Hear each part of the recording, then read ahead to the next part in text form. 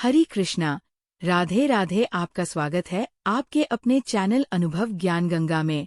आज के इस वीडियो में हम आपके लिए उत्पन्ना एकादशी की पवित्र कथा लेकर आए हैं।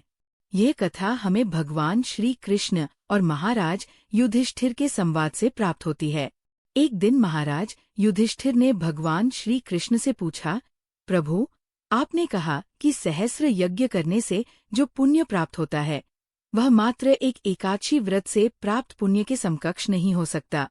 कृपया मुझे ये बताएं कि यह एकादशी इतनी महत्वपूर्ण क्यों है और इसका इतना बड़ा प्रभाव कैसे है।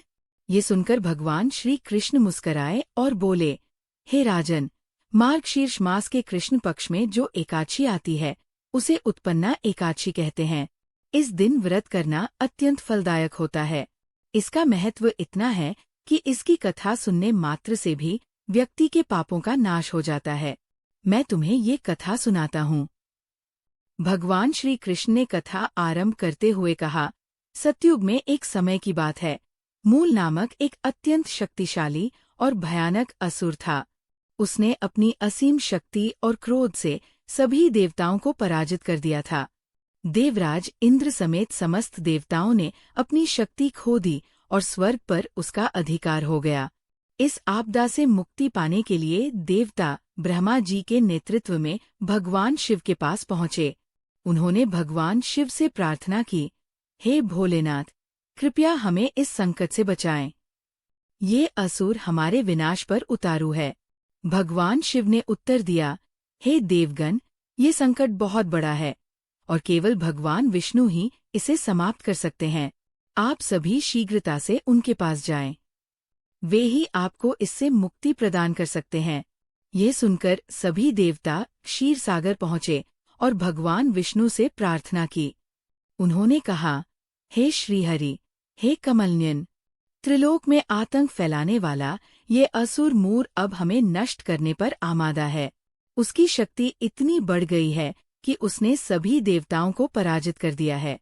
कृपया हमारी रक्षा करें।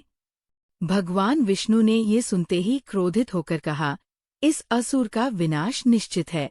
मैं स्वयं इसका अंत करूंगा। सभी देवता मेरी सेना के साथ चलें और चंद्रावती नगरी पर आक्रमण करें। मूर असुर ने जब देखा कि देवता उसकी नगरी की ओर बढ़ रहे हैं तो उसने अपनी विशाल सेना संग युद्ध करने का निर्णय लिया। भगवान विष्णु और मूर असुर के बीच भयंकर युद्ध हुआ। इस युद्ध में मूर ने अपनी मायावी शक्तियों का भरपूर उपयोग किया। वह एक ऐसा असुर था जिसे पराजित करना अत्यंत कठिन था। यह युद्ध हजारों वर्षों तक चला। जब भगवान विष्णु ने देखा कि मूर को हराने में समय लग रहा है तो वे युद्ध भूमि से अदृश्य होकर बद्रिका आश्रम में एक गुफा में विश्राम करने चले गए। वह गुफा अत्यंत सुंदर थी और हेमावती नामक पहाड़ों के बीच स्थित थी। भगवान गहरी निद्रा में चले गए। मूर को जब ये पता चला कि भगवान श्रीहरि अब विश्राम कर रहे हैं तो उसने सोचा कि ये अवसर उसे भगवान का वध करने का मौका देगा। वह तुरंत गुफा में पहुंचा और भगवान पर हमला करने की कोशिश की।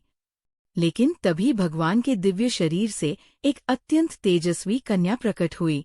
वह बिजली के समान चमक रही थी और अनेक अस्त्र शस्त्रों से सुसज्जित थी। उस कन्या ने मूर को ललकारा और कहा, हे दुष्ट असुर, तुझे भगवान तक पहुँचने नहीं दूंगी। यदि शक्ति है तो मुझसे युद्ध कर। मूर ने जब उस कन्या को देखा तो वो स्तब्ध रह गया, लेकिन उसने युद्ध की चुनौती स्वीकार की। दोनों के बीच भीषण युद्ध हुआ। मूर ने अपनी सभी मायावी शक्तियों का प्रयोग किया, लेकिन वह कन्या इतनी बलशाली थी कि उसने मूर का शीघ्र ही वध कर दिया। जब भगवान विष्णु जागे तो उन्होंने उस कन्या को देखा और पूछा, हे देवी, तुम कौन हो और इस असुर का वध किसने किया? उस कन्या ने हाथ जोड़कर उत्तर दिया, हे प्रभु, मैं आपकी दिव्य शक्ति से उत्पन्न हुई हूँ। इस असुर ने आपको हानि पहुँचाने की कोशिश की थी, इसलिए मैंने इसका अंत कर दिया। भगवान विष्णु ये सुनकर अत्यंत प्रसन्न हुए। उन्होंने कहा, हे देवी, तुमने देवताओं को इस भयंकर संकट से बचाया है। मैं तुमसे अत्यंत प्रसन्न हूँ। तुम मुझसे कोई वरदान मांग सकती हो। कन्या ने कहा, हे प्रभु, मेरी इच्छा है कि जिस दिन मेरा जन्म हुआ है, उस दिन जो भी भक्त व्रत रखें और आपकी आराधना करे, उसके सभी पाप नष्ट हो जाए, उसे सुख, समृद्धि और मोक्ष की प्राप्ति हो। भगवान विष्णु ने कहा, हे देवी, तुम्हारा जन्म मार्गशीर्ष माह के कृष्ण पक्ष की एकादशी को हुआ है। ये दिन अत्यंत पवित्र होगा और इस तिथि को उत्पन्ना एकादशी के रूप में जाना जाएगा। जो भी इस दिन व्रत करेगा, उसे सहस्र यज्ञों के बराबर पुण्य मिलेगा। भगवान श्री कृष्ण ने युधिष्ठिर से कहा, हे राजन, इस दिन का व्रत अत्यंत फलदायक होता है। भक्तगण उत्पन्ना एकादशी से व्रत प्रारंभ